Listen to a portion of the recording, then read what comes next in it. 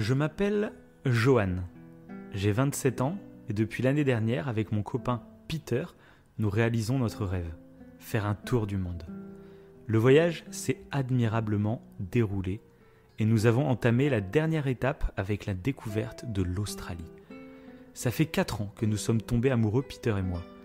Et on a décidé, pour conclure en beauté ce grand périple, de nous marier sur Bora Bora juste avant de rentrer chez nous.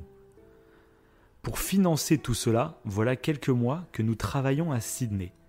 Mais fin juin, l'envie nous a pris de reprendre un peu la route pour changer d'air et à nouveau goûter aux frissons de la découverte avec un road trip dans les terres plus arides et désertiques de l'Australie.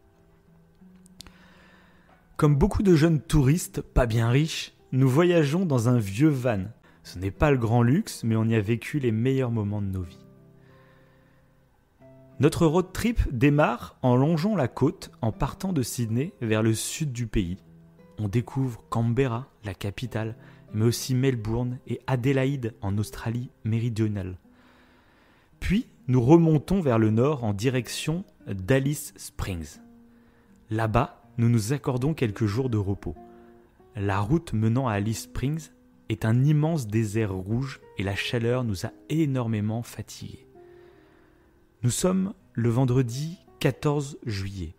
Il est 16h et c'est le moment de reprendre la route.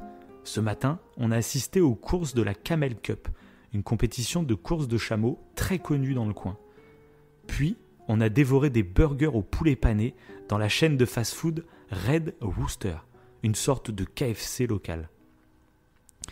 Je conduis depuis maintenant un peu plus de 2 heures et l'on décide de s'arrêter à un relais routier à T-Try. On en profite pour faire le plein d'essence et fumer un joint en admirant le coucher de soleil qui est formidable en Australie. On reprend la route et c'est Peter qui prend le volant. Je n'aime pas conduire de nuit. 1 heure plus tard, alors que nous croyons être seuls sur cette immense route désertique, on aperçoit les feux d'une voiture au loin derrière nous, dans le noir quasi total de la nuit australienne. La voiture semble rouler très vite, car les feux ne cessent de se rapprocher de nous. Peter commence à râler, car la voiture est maintenant en plein phare, et ceux-ci nous éblouissent dans les rétroviseurs. Il ralentit et fait signe à la voiture de nous doubler, mais la voiture reste derrière. Je commence à m'énerver moi aussi. La route est immense, mais il faut qu'il nous colle, et en plus en plein phare. La voiture se met alors à nous faire des appels de phare. Peter ne semble pas si inquiet, mais moi je sens le stress monter tout doucement. Que nous veut-il ? D'un coup, la voiture accélère. Il commence enfin à nous dépasser, et l'on découvre un gros pick-up blanc. Un chien sur le siège passager et un homme au volant. Celui-ci stabilise sa voiture au niveau de la nôtre et nous fait des grands signes pour que l'on s'arrête en nous montrant l'arrière de notre van. Peter pousse un juron et comprend qu'on a sûrement un problème mécanique. Ce ne serait pas la première fois. Notre van n'est plus tout jeune, mais l'idée de s'arrêter en pleine nuit sur le bord de la route ne m'enchante absolument pas. Peter, lui, semble plus confiant. Il ralentit et se gare sur le bas-côté. L'autre véhicule s'arrête aussi derrière nous. Peter me dit de ne pas bouger. Il sort et se dirige vers l'arrière du van. Je l'entends alors discuter avec l'homme, mais je ne l'aperçois pas. La discussion semble très amicale. L'homme explique à Peter que des étincelles apparaissaient au niveau de notre pot d'échappement. Peter le remercie chaudement de nous avoir prévenus et les voilà affairés à l'arrière du van pour essayer de trouver d'où peuvent venir ces étincelles et pourquoi. Les minutes passent. Je ne suis pas très à l'aise, mais j'attends à l'avant du véhicule. Peter revient vers moi et me demande de prendre la place conducteur. Ils ont besoin que je rallume le moteur et que je le laisse tourner. Il en profite pour prendre son paquet de cigarettes et retourne vers l'arrière du véhicule. D'autres minutes passent. Quand soudain, j'entends une très forte détonation.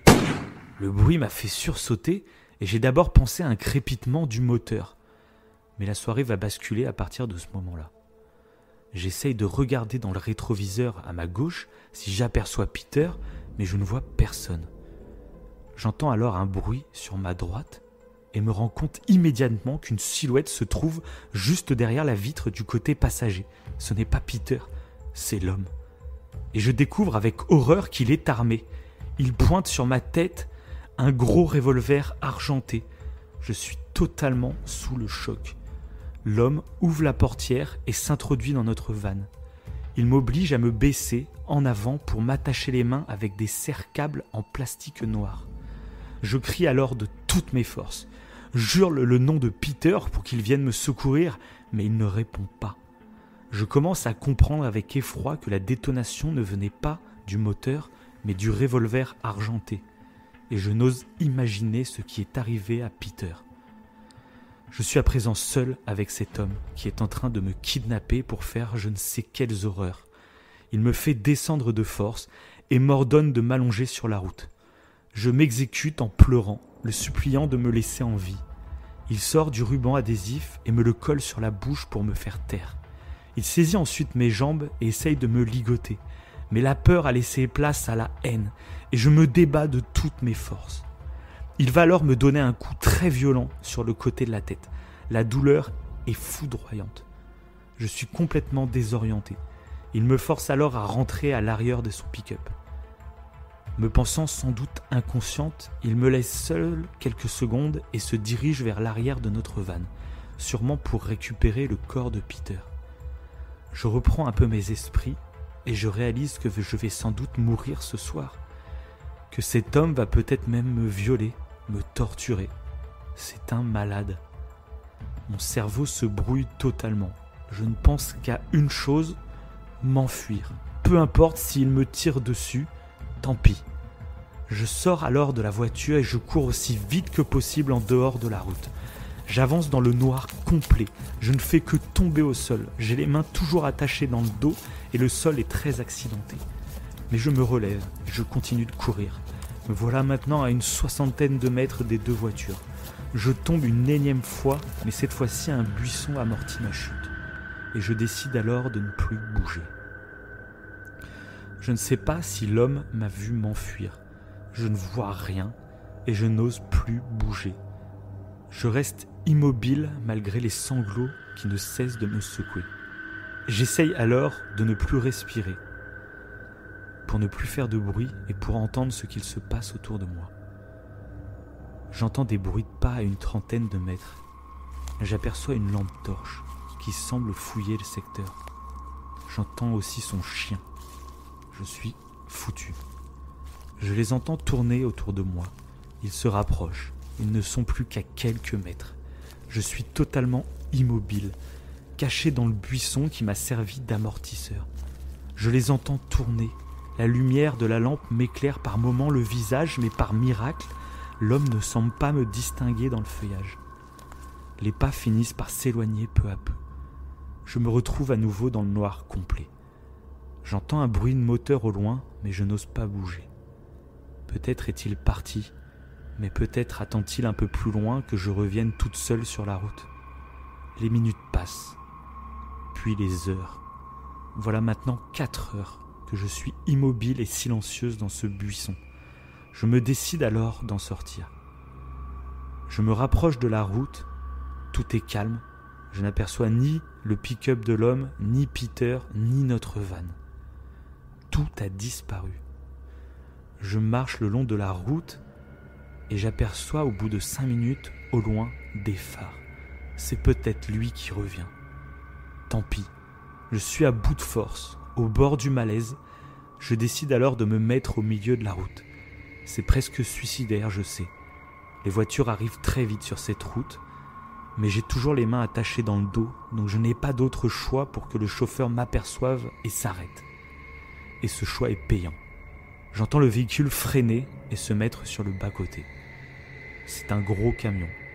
J'ai l'immense soulagement de comprendre que ce n'est pas mon agresseur. 2 hommes sortent du poids lourd et viennent me porter secours immédiatement. Ils me détachent les mains et je commence à leur raconter mon histoire. Je les supplie de chercher avec moi Peter qui ne doit pas être loin et qui est peut-être encore vivant. mais les 2 chauffeurs, en apprenant que mon agresseur est armé, préfèrent s'éloigner du secteur et aller chercher la police. On monte alors dans le camion et roulons quelques kilomètres vers le sud jusqu'à un relais routier de Bowes Creek. La police met plus de 2 heures pour arriver sur place. Mais me voilà enfin en sécurité, sorti de ce cauchemar. Peter, lui, malheureusement, ne sera jamais retrouvé, vivant ou mort. Fin de l'histoire. Wow. C'était la meilleure, là, je crois.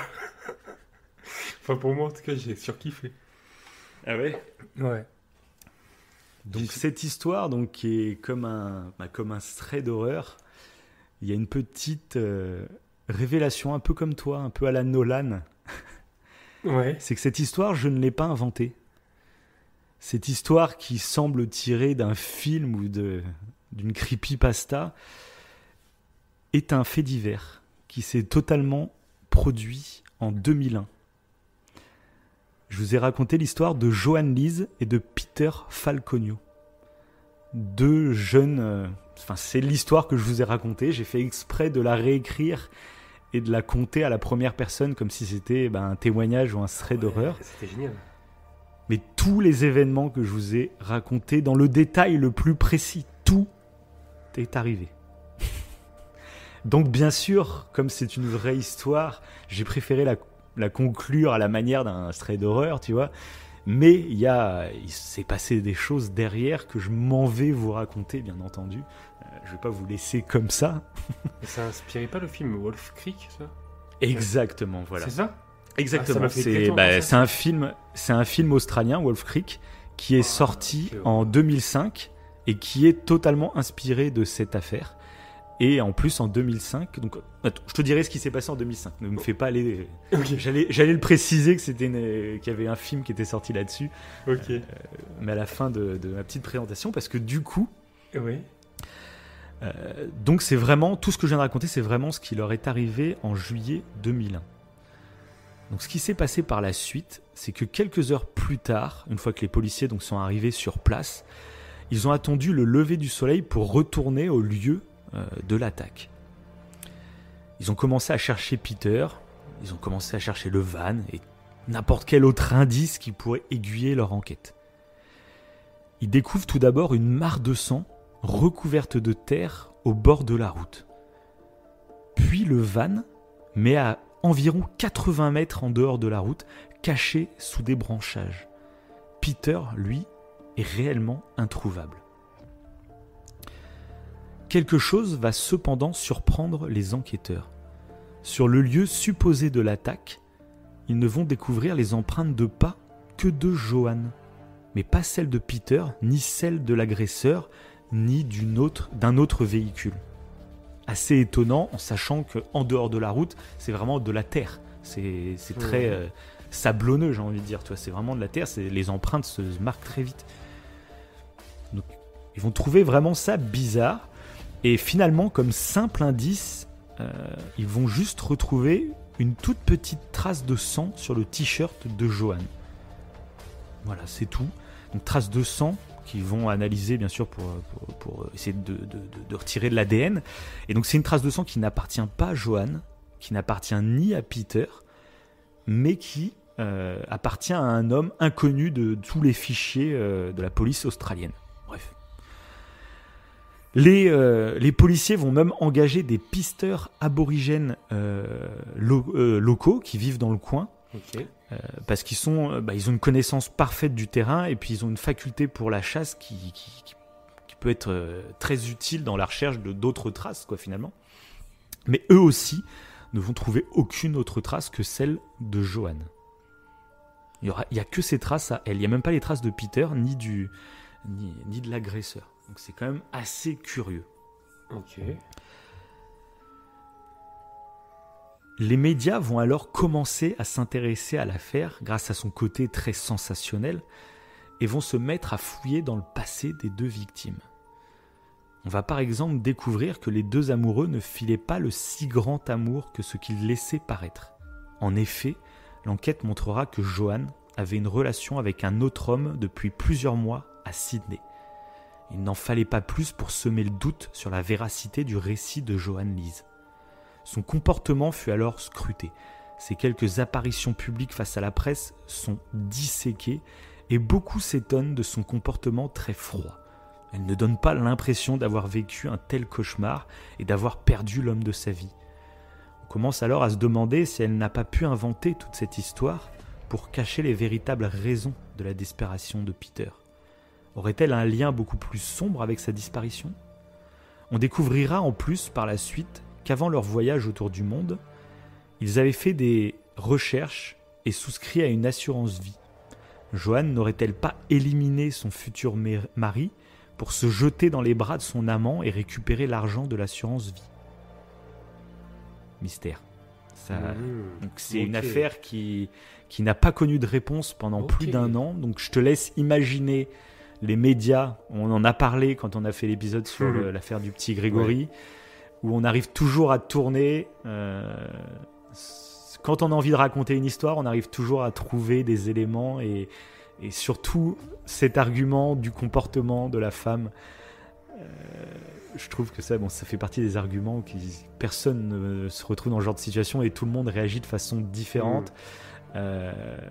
Elle s'est expliquée à la presse parce que les rumeurs se faisaient insistantes et elle a expliqué qu'en fait elle était sous traitement, sous Valium, et du coup elle était un peu stone finalement parce qu'elle était complètement elle a vécu un choc totalement immense et donc elle prenait des médocs pour se calmer et c'est peut-être ce qui donnait cet effet un peu froid et détaché de l'affaire alors qu'elle a vécu un drame quoi. Et donc pendant 1 an, toutes les rumeurs, toutes les théories les plus folles vont faire leur apparition. Mais c'est au bout d'1 an, donc en août 2002, donc 1 an et 1 mois après, qu'un rebondissement va venir tout chambouler. En effet, une femme et sa fille de 12 ans vont se faire kidnapper et violer par un homme dans le sud de l'Australie. Celui-ci va les libérer en leur offrant de l'argent en échange de leur silence. La femme a d'abord eu peur d'en parler, mais finira après plusieurs semaines par aller porter plainte. Et un homme sera arrêté. Bradley Murdoch. Un trafiquant de drogue qui arpente les routes australiennes dans son pick-up blanc pour fournir divers autres dealers et trafiquants. Là où cette affaire va être attachée à celle de Johann Lee, c'est que son ADN va être prélevé. Et surprise, le sang retrouvé sur le t-shirt de Johann est le sien. Donc la toute petite trace de sang, c'est sûr à 100%, c'est le sang de Bradley Murdoch. Les enquêteurs vont alors recréer son emploi du temps le jour du drame et il se trouve que Bradley Murdoch était bien présent à Alice Springs comme les deux amoureux. Mieux, il a lui aussi assisté à la Camel's Cup et il a aussi mangé au Red Rooster. D'accord. Il a un pick-up blanc, il a un chien et plusieurs armes comme des revolvers et même un fusil à lunettes. Ce qui finira de le condamner sera les serre-câbles en plastique noir qu'il utilisera aussi sur la femme et sa fille dans le sud de l'Australie. Il sera jugé et reconnu coupable en 2005. Il a été atteint d'un cancer en 2019 et finira ses jours derrière les barreaux. Voilà. Il s'est fait totalement donc ça a étonné tout le monde parce que pendant 1 an tout le monde avait sa conclusion et beaucoup de doutes sur la femme et grâce à l'ADN il a réussi à se faire condamner. Le jour du procès a priori il a essayé de jouer le fait que comme ils ont mangé dans le resto ça se trouve il a laissé du sang sur un fauteuil, elle s'est assise sur le même siège et il y a eu transvase tu vois de sang mais bon ça n'a pas fonctionné parce que en termes de probabilité, ça paraît dingue que pile poil le même jour, à la même heure, ils se retrouvent au même endroit, qu'elle s'installe sur le même fauteuil qu'un mec qui en plus a des pulsions sexuelles et tout. Enfin, ça serait vraiment une coïncidence totalement dingue. Mais cependant, cette affaire contient tout de même des zones d'ombre. Donc forcément, elle suscite toujours aujourd'hui énormément de fantasmes et de théories. Il n'y a toujours aucune explication concernant le manque de traces sur le lieu de l'attaque.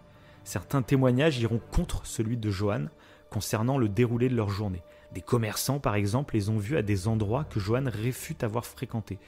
Plus troublant encore, un des 2 chauffeurs du poids lourd qui a secouru Joanne témoignera avoir vu plusieurs kilomètres avant de tomber sur elle une voiture rouge arrêtée sur le bord de la route avec 3 hommes à l'intérieur. Un des chauffeurs est prêt à mettre sa main à couper qu'un des 3 hommes était Peter Falconio. Putain, c'est trop bizarre ça. Voilà, ça rajoute du mystère, Bah ouais. ça alimente plein de théories. Il y a même des théories qui diraient que Peter Falconio a mis en scène sa mort, que c'est pour ça qu'il y a eu cette histoire d'assurance vie, etc. Et que peut-être elle n'est même pas au courant de toute cette mise en scène. Voilà, il y a toutes les rumeurs. Il y a d'autres rumeurs qui voudraient que, comme ils ont fumé un joint à Alice Springs en regardant le coucher de soleil, peut-être que dans la journée, ils ont cherché un dealer dans le coin pour acheter de la résine, etc. Et que peut-être ils sont tombés sur ce fameux Bradley Murdoch ou quelqu'un qui fait partie de son entourage. Et on ne sait pas, mais peut-être une embrouille a éclaté ou quelque chose et ils se sont fait poursuivre et il y a eu un règlement de compte. Peut-être que Joanne n'a pas dit exactement le déroulé total pour se protéger sur certaines actes qu'elle aurait pu faire un peu répréhensibles par la loi. On ne sait pas. Il y a toujours un doute qui plane quand même autour de cette affaire, même si globalement c'est quasi sûr à 100% que Bradley Murdoch est le responsable. Il y a trop de coïncidences, trop de choses qui font qu'il y a eu un crime. Le corps donc de Peter Falconio n'a jamais été retrouvé et même jusqu'à l'heure actuelle, assez fréquemment cette histoire revient sur le devant de l'actualité parce que Joanne a une association qui lance des appels pour continuer des recherches à certains endroits, récolter des témoignages et voilà où en est l'histoire.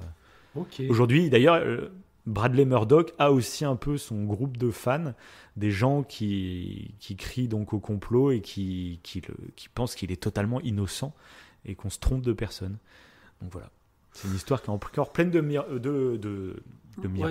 pleine de fantasmes et de mystères. Et du coup, je vous invite, parce que c'est une histoire du coup que j'ai découvert chez Lionel Camille. Donc j'en avais déjà parlé parce que il m'avait fait découvrir une autre histoire qui m'avait glacé le sang dans le précédent Horror Show. Et donc c'est chez lui, sur sa chaîne YouTube, donc je vous invite à aller l'écouter. Il revient encore plus en détail sur cette affaire. Là, moi, c'est un Horror Show, donc j'ai préféré la tourner en version un peu horrifique. Lui revient sur cette affaire d'une façon un peu plus scientifique, je dirais. Toi, il vient sur tous les faits petit à petit, etc., les dates, tout ça. Donc je vous invite à aller voir sa vidéo si vous voulez avoir plus de détails sur cette affaire. Et voilà pour moi. Mais je pensais que c'était un tueur en série parce que Wolf Creek je crois qu'il fait c'est ça exactement. C'est pour ça que je vous invite vraiment à aller sur la chaîne de Lionel Camille parce que Wolf Creek est inspiré en fait de 2 affaires ultra connues en Australie, donc celle-ci et une autre où ils sont 2, non? C'est pas un truc c'est comme ça en fait. Alors je sais plus si c'est 2 frères ou c'est un délire comme ça. Mais c'est toute une histoire assez sordide avec des touristes qui se faisaient kidnapper et un groupe d'hommes s'amusait à les faire jouer à tuer l'un ou l'autre. Enfin, c'était de la torture mentale où en gros ils disaient écoute, si tu as envie de survivre, prends ce fusil ou prends ce marteau et tape sur la tête de ton conjoint. Des jeux très drôles, très drôles et à chaque fois ils finissaient par tuer les 2 en plus, donc c'était ultra sadique et bref. Et 2 hommes avaient été arrêtés, je me rappelle plus de leur nom comme ça, mais justement Lionel Camille en parle. Il a fait tout un segment sur les affaires en Australie et il revient sur ces 2 affaires qui ont donc inspiré le film Wolf Creek qui est sorti en 2005, la même année que le procès donc de Bradley Murdoch. Voilà. Ok. Il fallait bien faire un petit fait divers, moi. C'est ça. Ah bah là, j'ai plus foi en l'humanité maintenant. Quelle horreur. Mais là, c'est vraiment une scène de film d'horreur qu'elle a vécue, quoi. C'est même un film du coup qui s'inspire de eux tellement. Enfin, c'est vraiment l'horreur la plus totale de se faire aborder comme ça. Quelle horreur. Comme tu dis.